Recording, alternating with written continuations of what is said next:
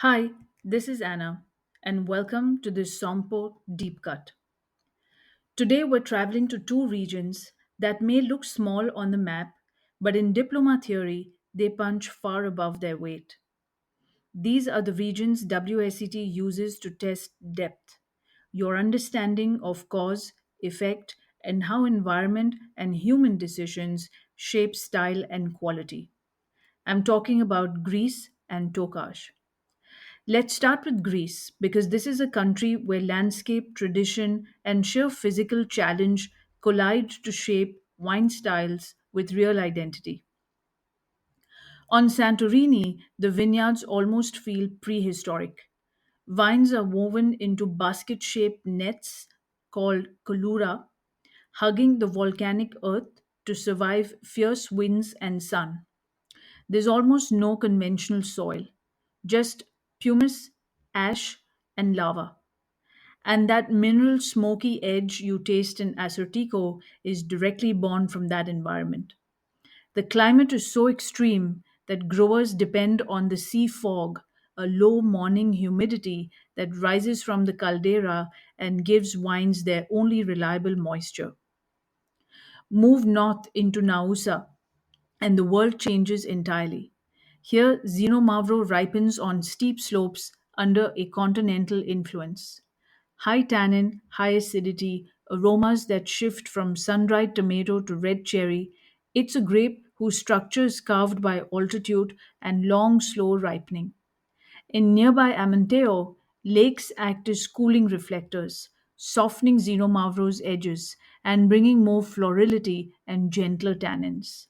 These geographic shifts matter enormously because WSET expects you to link sight to style. Winemaking carries the same sense of place. Acertico often ferments cool in stainless steel to protect its natural acidity, though on Santorini you'll also see old oak used in a restrained way, adding shape rather than overt flavor. Xenomavro sometimes needs long maceration or neutral barrels to tame its tannic frame. And then there is Retsina, a legally defined OKP wine today, produced by adding pine resin during fermentation. Modern styles aim for subtlety, not the heavy handed version some of us might remember. Economically, Greece is a country of contrasts. Exports have grown significantly, especially to the US, Canada, and Germany, as the world embraces native varieties. But the domestic market remains dominant, and among Greek consumers, there is still a strong preference for wines made from international varieties. That tension, global celebration of the indigenous varieties, local loyalty to the familiar international varieties, is part of the region's market reality and very examinable. Let's turn now to Tokash, a region that feels almost mythic in diploma studies, not because it's large, but because the technical precision behind its wines gives examiners so much to work with. Tokash sits at 48 to 49 degrees north. Ripeness is not guaranteed. Everything depends on microclimate. The morning mists that encourage noble rot, and the warm, bright afternoons that prevent grey rot. Without both conditions, Azu simply cannot be made. Soils here are volcanic, and each type shapes style differently. Nerock clay gives structure and power. Loess gives rounder, gentler wines.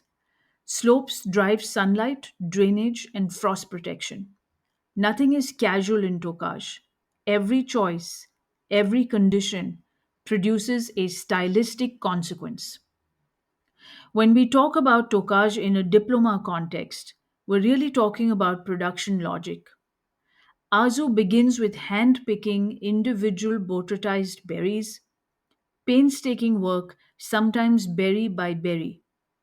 Those berries are then macerated either in a finished base wine, in fresh must, or in fermenting must. That choice, the medium of maceration, is one of those most examinable points in the entire chapter because it shapes extraction, sweetness, and structure. Azu must have at least 120 grams of residual sugar and must spend at least 18 months in oak. Zamorodny takes a different approach. Grapes are harvested as whole bunches with a natural mix of healthy and botrytized berries. If the wine is dry, it ages under a veil of yeast, a flour like layer that gives a savory, nutty, oxidative profile. If the wine is sweet, the aging is oxidative without flaw, resulting in deeper color and richer texture. Late harvest wines are cleaner and lighter, often made from partially botrytized fruit picked earlier. And at the summit sits essentia, the free run juice that seeps out of botrytized berries simply under their own weight. It ferments slowly, sometimes over years, rarely exceeding 5% alcohol. It is not commercial in the usual sense. It is symbolic, cultural, and extremely rare. Tokaj is also changing.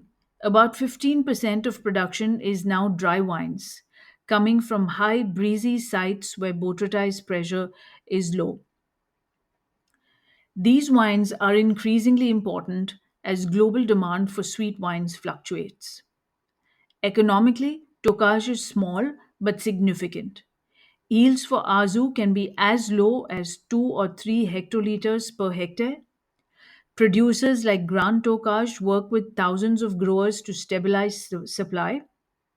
Exports are strong in the UK, US, and Canada, but the region depends on balancing sweet wine heritage with a growing dry wine future.